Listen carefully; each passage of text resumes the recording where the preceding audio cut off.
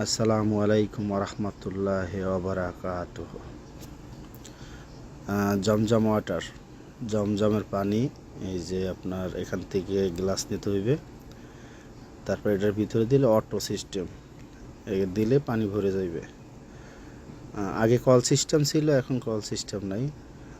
পৃথিবীর সেরা পানি, আপনারা না খাইলে বুঝবেন না আসলে এটার তৃপ্তিটা কী। দোয়া করি আপনারা সবাই এখানে আসার তৌফিক দিক, আর এই জমজমের পানি খাওয়ার তৌফিক দিক আল্লাহ তাআলা। আলহামদুলিল্লাহ, শুকর আলহামদুলিল্লাহ।